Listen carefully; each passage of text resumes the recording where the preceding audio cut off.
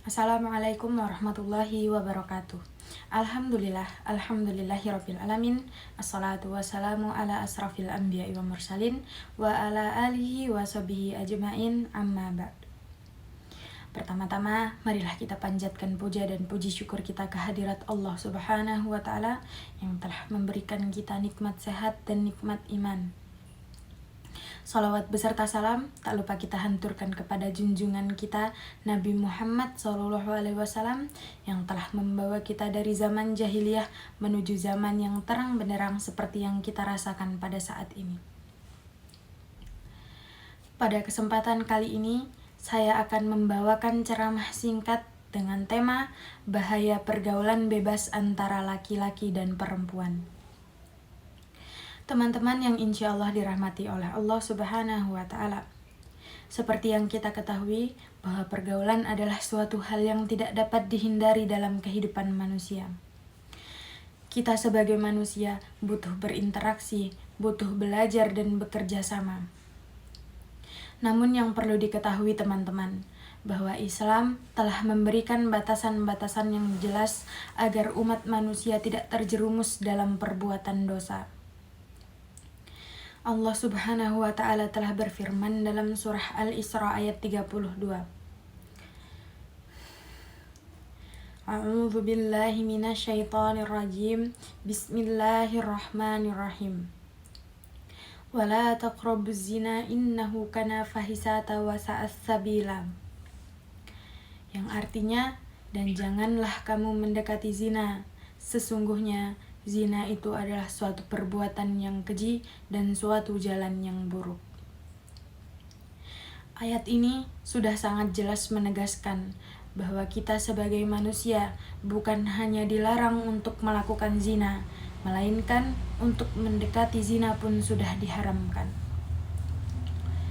Salah satu pintu menuju zina adalah pergaulan bebas antara laki-laki dan perempuan. Teman-teman yang insya Allah dirahmati oleh Allah Subhanahu wa Ta'ala, dalam Islam ada dua hal yang perlu dihindari dalam pergaulan bebas, yaitu yang pertama adalah ikhtilat. Apa itu ikhtilat? Ikhtilat adalah perkumpulan antara laki-laki dan perempuan tanpa adanya batas syar'i. Islam tidak melarang laki-laki dan perempuan untuk berinteraksi, akan tetapi ada adab dan batasan-batasan yang perlu dipenuhi. Mengapa ikhtilat ini perlu dihindari?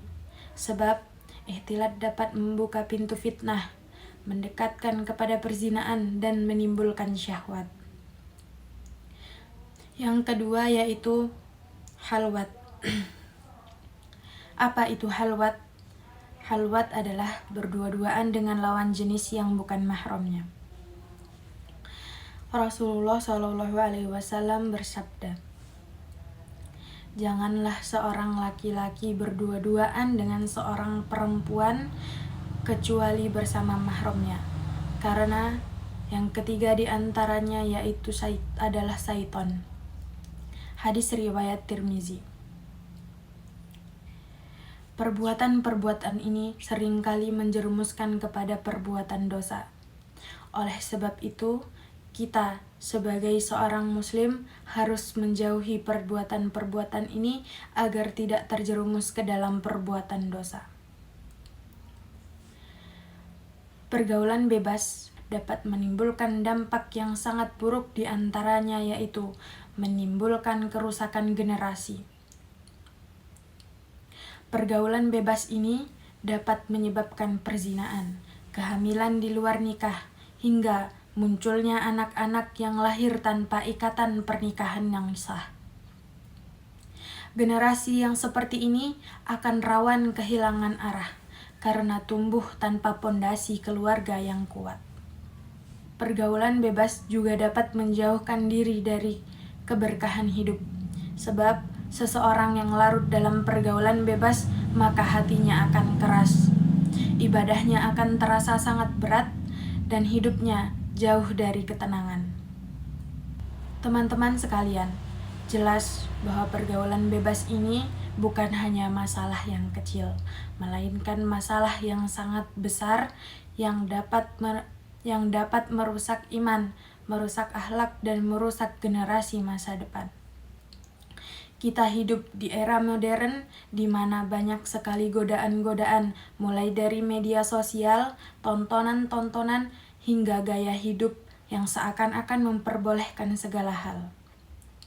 Namun yang perlu kita ketahui teman-teman, Islam hadir bukan untuk membatasi kebahagiaan manusia, melainkan untuk memuliakan, menjaga diri dari kehancuran. Allah Maha Tahu apa yang paling terbaik untuk hamba-Nya. Mari kita sebagai generasi muda muslim menjaga diri kita, menjaga hati kita, dan menjaga pergaulan kita. Jangan mudah terbawa arus zaman. Semoga Allah Subhanahu wa Ta'ala selalu memberikan taufik dan hidayahnya. Saya rasa cukup ceramah dari saya. Apabila ada salah kata, saya mohon maaf, dan kepada Allah saya mohon ampun. Saya akhiri, wassalamualaikum warahmatullahi wabarakatuh.